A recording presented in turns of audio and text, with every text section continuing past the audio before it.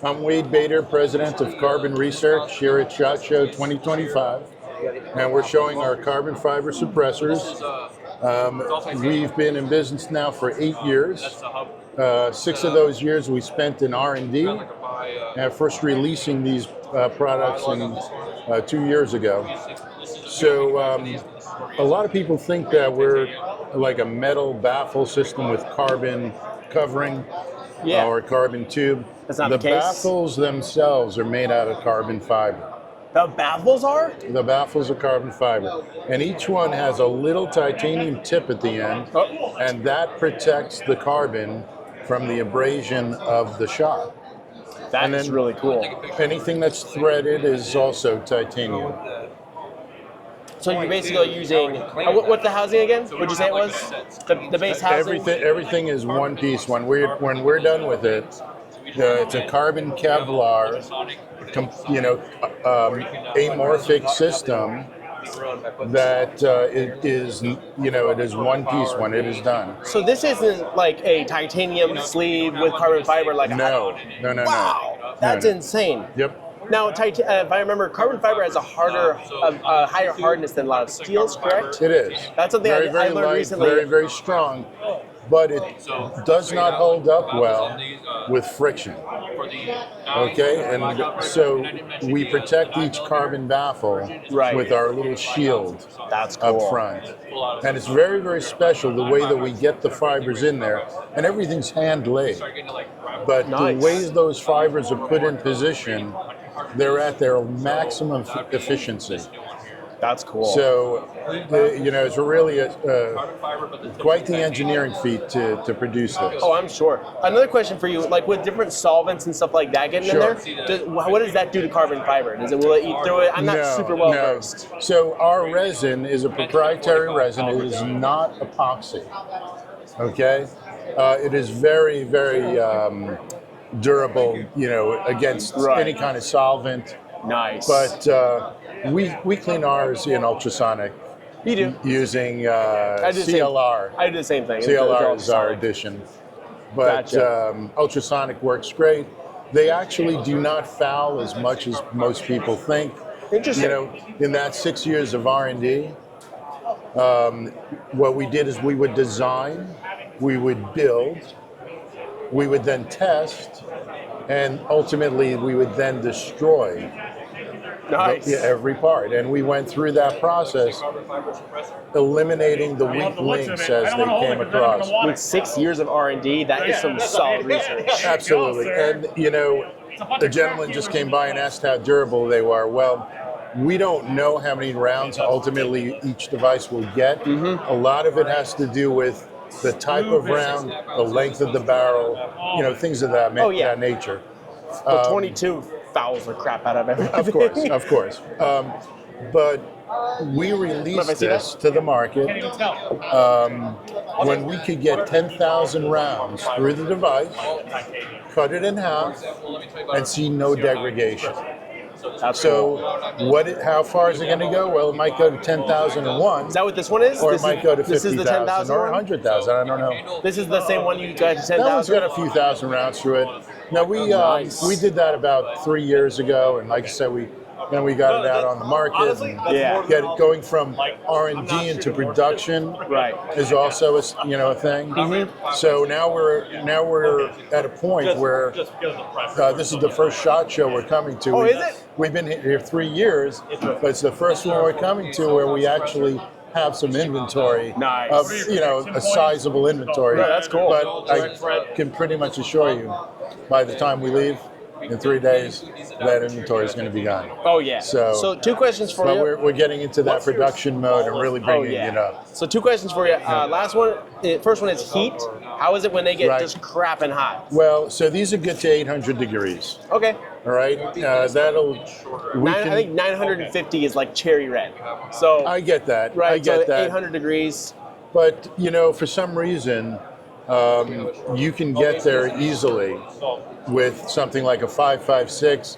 If somebody is determined to warm that thing up to extreme temperatures, it can easily be done with that 5.56. We do not sell a device specifically for the 5.56 for that reason. Oh, really? So right now, we go up to things like the 45, 458 SOCOM, 350 Legend. Okay.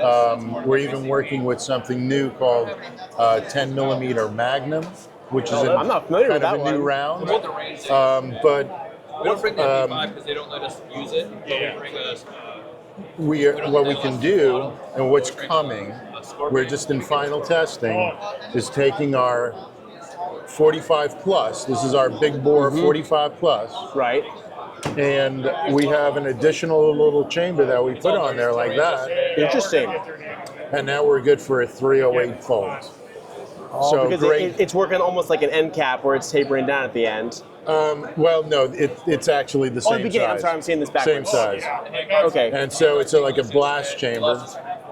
And it takes some of the stress off of the baffles. That makes And that's sense. enough to bring it up to So you're basically a 308 bolt. so you're adding like a higher pressure blast chamber at the front of your 45 Exactly, kit. and that just expands it. So right now we're good to about 50,000 psi.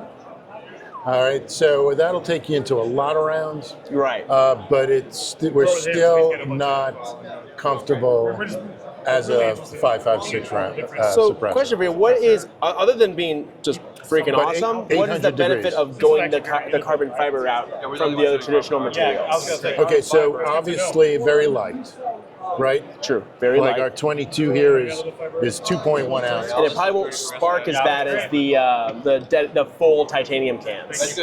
Correct. I would say that They're we're pretty not big sparky. sparkers. Right, no You know, sparkers. we've looked at that, and I would say we're not big sparkers, even though we have a lot of titanium in there.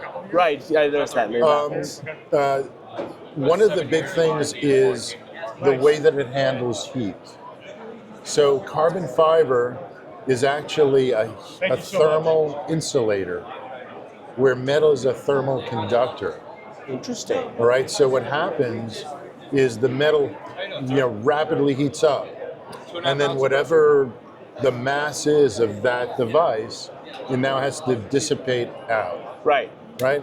So the carbon is very light, so it doesn't have a high mass. Kind of like aluminum foil in the oven. Yeah. You can actually handle it with your So- very low mass. So these cool quicker, in other words. They do. So you don't want to you can't handle as high temperatures, but you won't get there as quick either. It seems. Correct. So at home in Florida, where it's nice and warm, Yeah, it is. okay, we have an MP5 full auto, and we can run 2 full magazines of 9, so 60 rounds of 9 millimeter. Yeah. Full auto, and we can hold our MP5 up by the suppressor Really? after that. I was gonna say that all of this is leaning me towards this is the perfect PCC can. Okay. Not to say I'm limiting it, but Okay. like if I'm looking at these, like Yep. if I was going for one, 9 millimeter on a PCC would be awesome for these, like the MP5, Strybog, Scorpion, all that stuff. Exactly. That's pretty sweet. Now, the Exactly. last question is, what price range are these running around? From, So we're- let's say you like know- a base can like this one. We're not cheap, but we're really not outrageous. Yeah, I got you. Understand that these are all handmade. All right, Yeah. machines cannot make this. That's cool. And I don't Pretty see cool. that ever changing in my lifetime. Yeah. So to get the efficiency of the fibers in there, they have to go in by hand. And there's Nice. a very specific process. Gotcha. All right, so they start out at $650 for our short 22. Okay. $699 for our standard size. Yep. People are really kind of leaning towards the smaller lengths across the board. Yeah, I will say though that pricing is actually very competitive. I agree. Like when you said it because they're all hand done, I was like, oh snap, this sucker's gonna be expensive. That's really all, that's not all the bad. money. That's pretty good. Exactly. And then our 9 millimeter, that's a 300 can you got there. Gotcha. So our 9 Ooh, that's full size small. is that's $9.99. Okay. Or if you That's- get it with a bunch of these attachments, Oh, Not sweet. that guy there, but you get the the Nielsen, and check this out. You're familiar with Nielsen? Yes, yes. I So am. feel the weight on that. Whoa! That's all titanium. Nice. That is super light. Yep. This isn't the titanium. normal hub compatible? Is this It is. the smaller thread hub? Or No, there's it's, two sizes? it's standard. Okay, so like I could even take, for example, like a chemo hub and stick it in there, something I like that. believe so. Okay, that's good to know. That's Yep. key. But it is standard thread. I like that. So do you sell this like a kit right here? This is a kit. This is $12.99. But that comes with what is this? Direct mount for a couple different threads and a Exactly. piston. 22 to a 300 blackout. Keep in mind, our Nice. 9mm, it's full auto rated for 9, Right. but it'll also shoot 300 blackout sub and supersonic. Oh, you can shoot. I was gonna say not just hub. You can also go supers. Right. And what's nice about that for the 300, there are some models that have a narrow rail, a narrow head guard. Nice. So that fits inside and leaves just a little bit of gap. So even with it being carbon fiber, they still get hot. But now it's not even getting close to that handguard. So this would be 9, and then you said 300 blackout sub and super, but not 5.56 really. No. Gotcha. No. That's fair. This is exactly what I was looking for that. And then we have our, dedicated 300 can. And, this is a bigger can. It's not bad also though. really quiet. Is it? We're shooting in the high 120s on 300 blackout subsonic. Nice. Obviously, a lot of I things love come into messing around play. with subsonics and stuff like that. Yep. But And it's a great round. Great it round. is. Yeah, 300 blackouts, but especially since the ammo's gotten a lot cheaper, it's been growing on me a lot lately. So. Exactly. Very popular round, too. Good deal. I like these. And then we have the 45, the big boy. And like I was saying, you add to that, now you're into even bigger rounds. Yeah. So more is coming. A lot of good stuff on the way. I like it. People are loving on everything that we do. I mean, the sound quality is really kind of second to none. These are really. And I'll tell you what, there's one other thing. A suppressor works off of the way the air circulates. Right. You want to delay the gas, get the projectile out first. Difference between popping a balloon or letting the gas out, right? Exactly. So, with that being the case, just lost my trend. You're good. Sorry. Trains You're gonna have to derail. spike that. Trains derail all the time, including Yep. the thought ones. So I was going good there for a while. balloon diffusing slowly, how the baffles work. Right, but There you but there's another aspect to all that is often overlooked. There's still energy coming off this, and there are harmonics. All right? Yes. And I kind of look at it kind of like wind chimes. Makes sense. Metal versus wood. One gives you a thud, one gives you more of a ching. Oh, I'm so curious to hear the It difference. is kind of noticeable. We don't have the testing equipment It's that really hard to get that sets audio. but it is noticeable to the naked ear. That's more cool. of a I'm more very of a curious thud, about that. That's sweet. right? So, But yeah, thank you, man. That is really cool. tough stuff, and new stuff coming up. We're going to constantly push the envelope on what we can do. I love it. And but right now we've got these calibers and they're just really good. And as far as people who are worried about like newer technology, they have decent warranties with them to start because it is.